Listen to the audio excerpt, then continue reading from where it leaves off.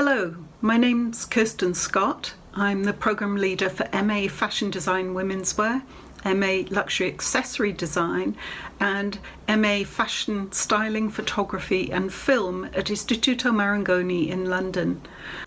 At Istituto Marangoni, we balance the professionalism and style of the Italian design world with the more experimental approaches that we expect from the UK design traditions.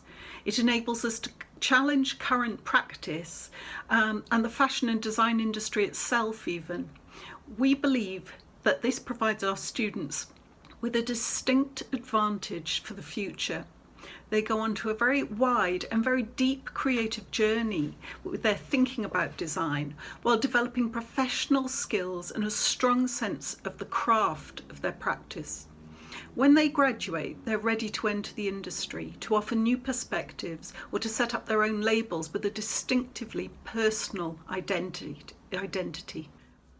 We work in a problematic fashion system, which we all know contributes hugely to environmental pollution, human rights abuses and climate change. There's a psychological impact to the fashion industry, and we need a holistic approach to tackle this and transform the fashion system. This is true of design and interior design too, to some extent, although I feel they've been asking questions for longer about these issues. But the fashion industry is broken and we need to find and develop powerful, meaningful and feasible solutions for the future. Personal values are really important as we move ahead. So creating a positive impact rather than trying to do less bad. It's really important to think, what can I actively do through my practice that will make things better, not just limit the damage. So one thing that a lot of research is identifying is the ability of smaller businesses to respond to the changing needs of society and of the planet more agilely than the big businesses. And I wonder if the days of the big conglomerates might be over in the not too distant future even. Lee Edelcourt recently said, "Less is better, minimal and exceptional, sustainable and intuitive." I want my students to produce exceptional, sustainable and intuitive items. So I've touched on the fact that there is a synergy between our programs. Some units, some projects are shared for certain subjects. For example, all the Creative MA programs did a project for Nike in term one. An alumna of Istituto Marangoni London is the creative director of women's sportswear at Nike in New York. She set a brief with the students and they were able to respond to that through their different disciplines. We do a lot of industry projects with Zaha Hadid, for instance, with interior design, product design, Agnes B with fashion styling, photography and film, and our interior design and product design students are doing a project with Daewoo Kang. We underpin our programs with guest speakers, a lot of exposure to industry practice, never forgetting that that practice must be challenged. We are the future, or you are the future, and you need to be finding solutions that take the industry in a better direction.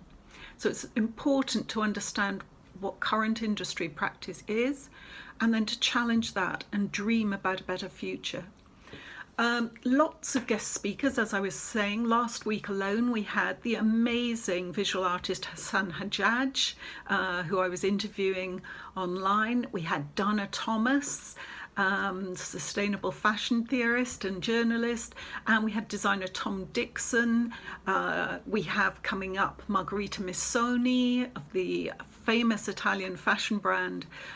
So our students are exposed to an incredibly rich understanding of the different facets of the design industry, and every discipline is able to learn from others. You know, I think it's particularly interesting when fashion design students focus on aspects of architectural practice, and I'm not just talking about being inspired by a certain building style, I mean the thinking that developed that building style. We encourage our students to enter competitions and support them in doing that. So, for example, on the design programs, fashion design programs, luxury accessory design programs, we, in term 2, students are able to choose various competitions to enter that they're supported in generating work for through class. And we've had some great success since we've been doing that in the last couple of years. We've had finalists and prize winners at Mittelmode, and the incredible Jun Nakamura, who explores the traditional practice of shibori through his work, but has developed ways of modernizing it using printed fabrics, which hasn't really been done before.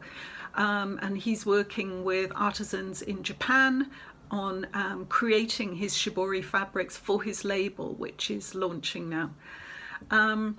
Many of our students want to go on to set up their own businesses in the future, and that's been a growing movement.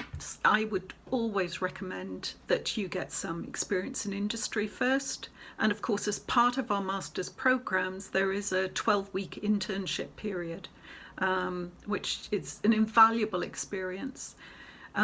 We normally have that in term 3, so students would have 2 terms in school, 1 term in industry, and then back in term 4 for where they bring in the knowledge that they've gained, the experience they've gained back into their learning environment, and then they are able to draw on that perhaps to feed into their dissertation project, which they do in term 5.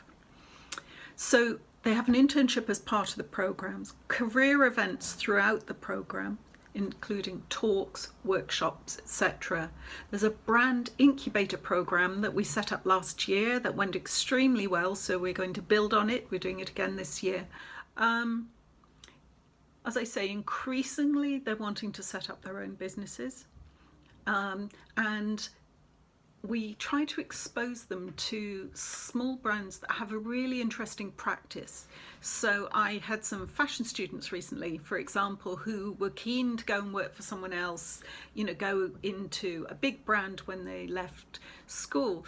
And we had an amazing talk by the really inspirational designer Daniel Olatunyi from Monad London, who collaborates with different artisan groups to generate his collections each season, and his work is very slow, methodical. It explores concepts of wabi-sabi with the unfinished, the beauty and imperfection, etc. When those students of mine came out of that talk, they all wanted to set up their own brand. I said, right, this is a different way of doing fashion. This is really precious, special, inspirational. I want to talk to you about some examples of really interesting practice from some of our students. First of all, Karina Ayugimas, who's about to graduate with us. Karina became very interested in aesthetic sustainability and zero waste techniques. So she has developed a line of clothing that can be worn in multiple ways. Her starting point was the shirt that a friend of hers had that she wore several times a week for the last 7 or 8 years or something. And she went, what was it about that garment that made her want to hang on to it, to keep wearing it over and over again? And part of that was its comfort, but a lot of it was to do with its adaptability, that it could be worn in lots of different ways. So she evolved her own design strategy from that thinking. She has an exhaustive 3D design process, 3D as in on a mannequin, experimenting with pieces of fabric, with various channels through it, different ways of connecting components of garments so that they can be truly adaptable. And she generated some pieces that can be worn in so many different ways. It's a really beautiful body of work. And the scraps can be reconstituted to make other garments as well. So there's a sort of incredible patchwork process where she puts together all the little offcuts to rework into really beautiful pieces as well. Then we have Tamar Kikoria. Tamar's work was originally inspired by the idea of identity crisis, and she found some information that there was an identity crisis in the 17th century that was in some ways comparable to that amongst some young people today. She liked the idea of changeability, of adaptability, to some extent too, of bits that you could take off and put back on again. So she worked that into her design methodology. She drew a lot of inspiration from historic pieces, and in fact visited the archive at the Victoria and Albert Museum to photograph, to really inspect up close the construction of 17th century garments and the kind of materials they're made from. An important part of her process was organic materials, slow techniques, things like sleeves and collars being able to come off. But then she could have contrasted that with elements that were 3D printed.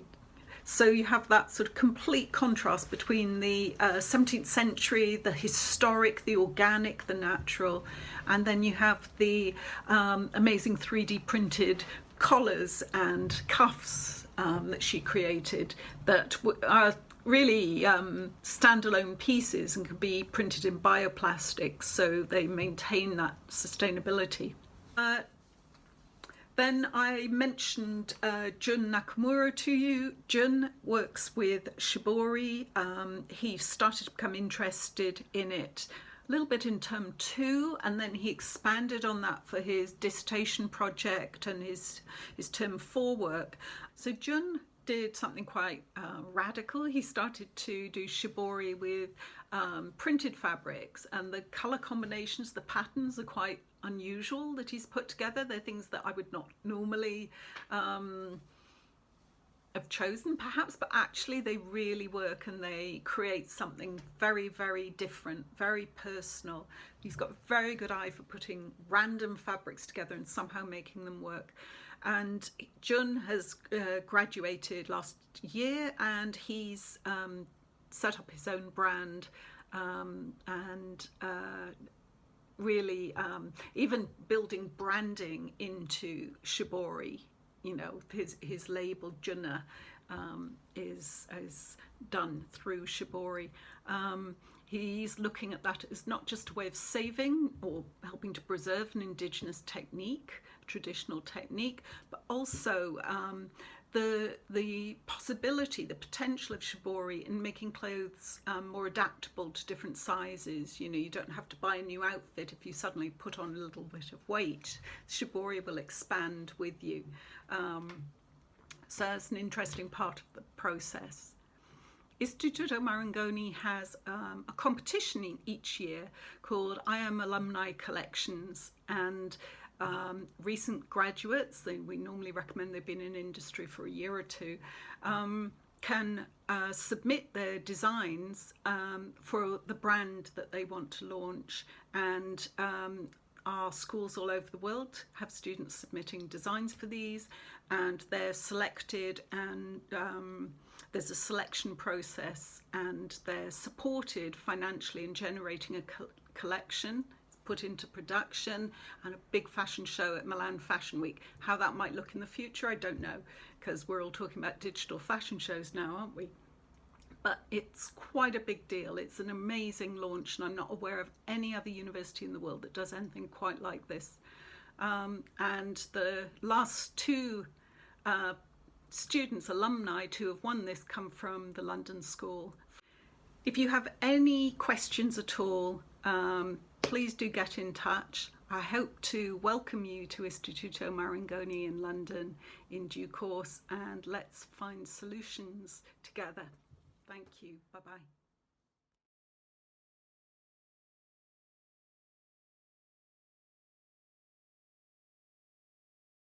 I'm the program leader of MA postgraduate business courses on fashion business at Istituto Marangoni, London.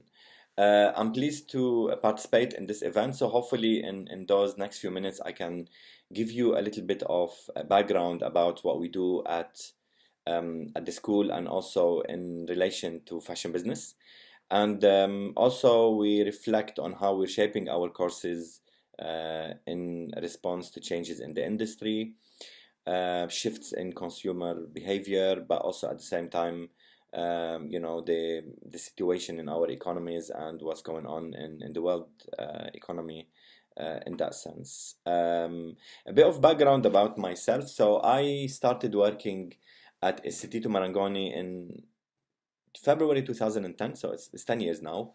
It has been really a good journey for me, considering that I came from a completely different industry to fashion. So I started working in investment banking in at Merrill Lynch in London, which is now called Bank of America. So my work was on the equity research team, microfinance, and then I moved to work later on in Bloomberg in the city of London, focusing on emerging markets equity, mostly focused on Middle East.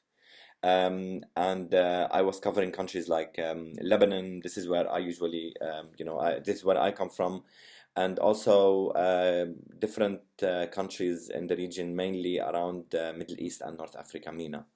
And then after Bloomberg, I spent 2 years there. I moved to work in hedge funds. So I work in MENA Capital, which is also a hedge fund focused on the Middle Eastern region and emerging markets. And then my job was a buy side analyst looking at stock markets and shares and relationships with companies in the region. Um, After the financial crisis of 2008, obviously in around 2010, like many people wanted to have a different perspective of things.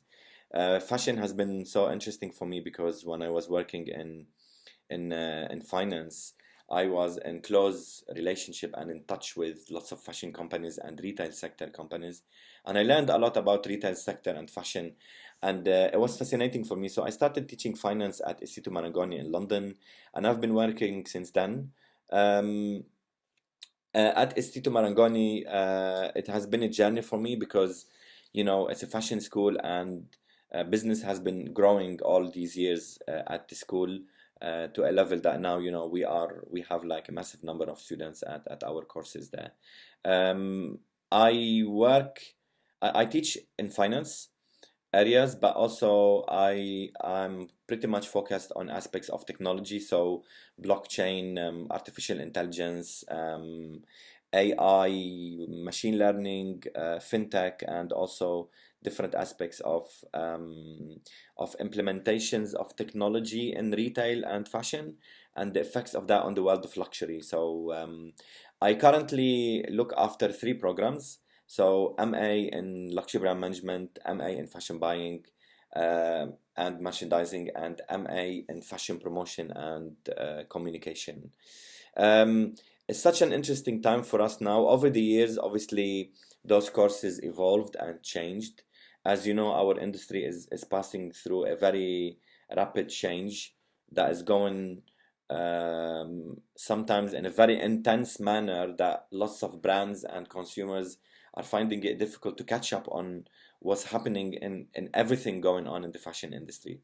So these courses were evolving over the years from a time of a financial crisis, post-financial crisis of 2008, when luxury changed a lot and fashion obviously shifted, to a time when technology kicked in so strongly, and then sustainability and the world of communication and the future of communication changed. Luxury brands, also changed their behavior and implemented different strategies. And now we are in a very difficult situation, as you know, and it's also an interesting time to have a complete rethink and reflection on the current situation. I wanted to talk today about a topic which I thought would be very suitable considering the current situation that we are in, and hopefully I can relate this to what we do in the courses in terms of, how do we approach things like the events of the economic events that are changing our industry at the moment. So usually in periods of economic downturns, like a recession, uh, luxury brands and fashion companies, they implement various strategies to sustain themselves from the current situation. And we've been seeing over the years that, every 10 years or so, we usually have a recession. The impact of that recession will vary. So 1980s oil crisis, 1990s Asian crisis, 2008 financial crisis, and before the current crisis or the COVID-19 situation, the world economy was some sort of expecting some sort of slowdown. So we've seen emerging markets going down. Also, Germany was on the verge of hitting recession again. Italy was already in recession for a few months. And then, boom, it hit with the coronavirus. That really made things worse. And obviously, it escalated and escalated. Um, the big question is, what do you do as a fashion company or a luxury brand in situations like that? I mean, there is so much published at the moment on shifts in consumer behavior, how fashion is going to be reset after the current situation, and to be honest with you, I'm a strong believer that we still don't know the full impact of what's going on. We know for a fact that is a hard recession. We know that it's very intense. We had 36 million people in the US losing their jobs in 4 years. Sorry, in 4 months. That's more than what people lost in the financial crisis of 2008 in terms of jobs and figures of unemployment. The amount of money that governments injected in the economy in terms of quantitative easing and printing money has been so big that you cannot even compare any of the previous recessions to that. Maybe the Marshall Project after the World War can be compared to it. Also, so there are very, very different challenges to what we had before. And the question is, what do you do as a fashion company to sustain yourself in these situations? At the moment, I'm working with our students, for example, on MA Luxury Brand Management. They are working with a fashion company, with a luxury brand, who is working side by side with the school, and we are doing an industry project with them as like a case study, and we've been looking at how the current changes in the industry are affecting various dynamics of the sector. But then we're taking this brand and then assessing what could be done, for example, to sustain its growth after this. And the students have been looking at different ways and different things, reading lots of research, we're doing lots of interviews, and it's such a very interesting time because there are sometimes wrong conceptions that people assume in times like this, that this is going to be a situation that is going to reset the whole fashion industry. It's going to be a situation that is going to kill fashion, and then suddenly life is not going to be the same afterwards, and so on and so on. To be honest with you, I'm not one of those ones, because I think now what we need to do is just probably pause a little bit and try to understand what's going on. So it's very challenging time for the luxury market, for the fashion industry. There is a huge amount of stock sitting in the warehouses of these companies now. The big question is, how do you get rid of that stock? I mean, if you discount it, your revenues will be massively hit by this.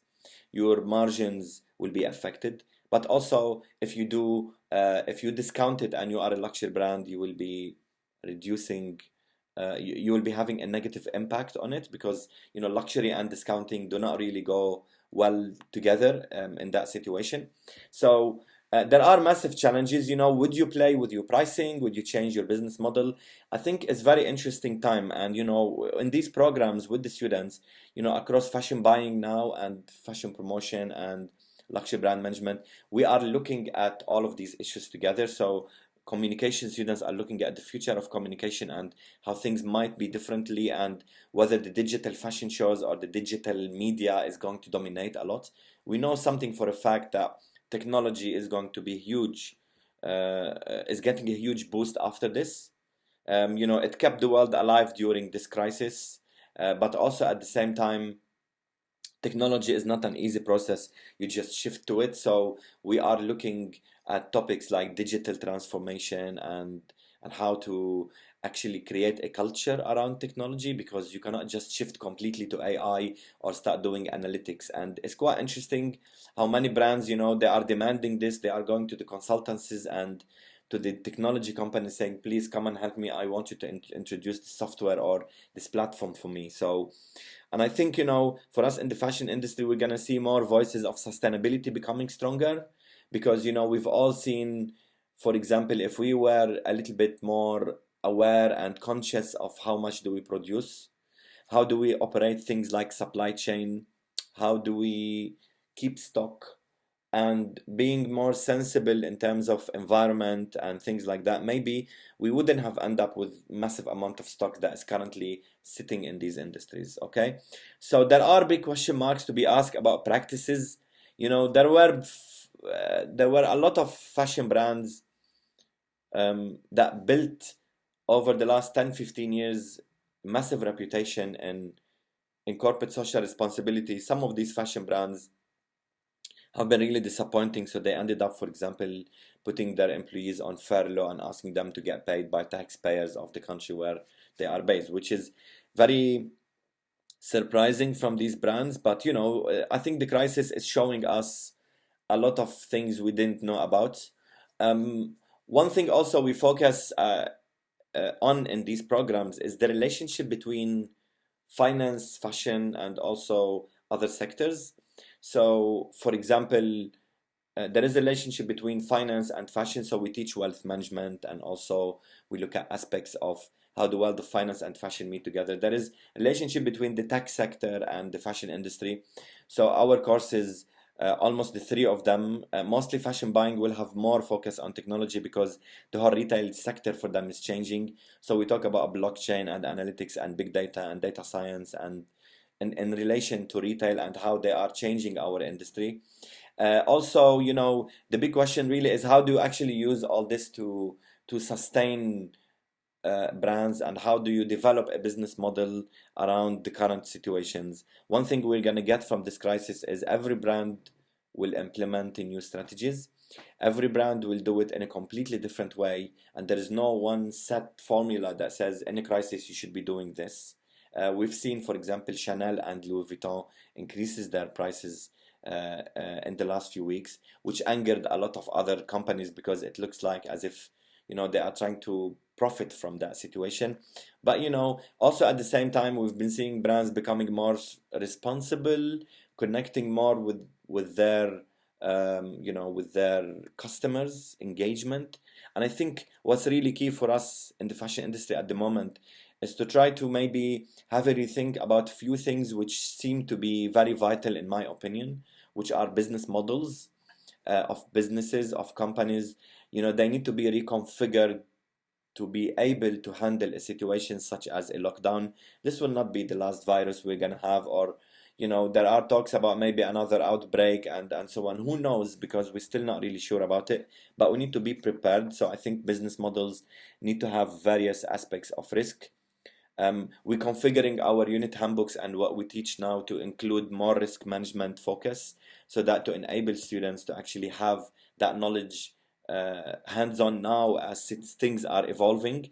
Areas of supply chain are very important to consider. We teach supply chain, we talk about supply chains in general, and then the relationship between the demand and supply, but also we are looking also at aspects of digital supply chain and blockchain and supply chain and AI and supply chain, and how can the supply chain be configured to become like smart supply chain that is driven by data, that maybe can clear backlogs of stock to avoid the situations like what's going on right now. I hope I gave you a general view on what we do. These are like big topics, and I would have loved to have another chance to tell you more in detail about all these issues. Hopefully, situations would have improved in our economy. Please, please get in touch with us if you have any information or any specific questions. And I would love to engage with anyone around these topics or having discussions around any of the themes that I discussed. Stay positive, keep focused. This is not the last crisis we are going to have. And, regardless of whatever crisis or whatever situations we have in the economy, always education is a strong key. Education always do very well in times like this.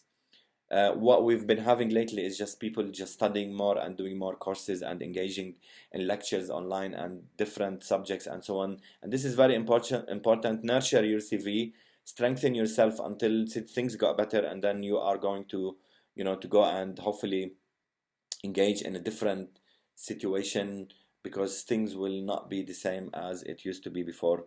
But keep learning, and I wish you all the best, and hopefully I will meet some of you soon. Bye. Good luck.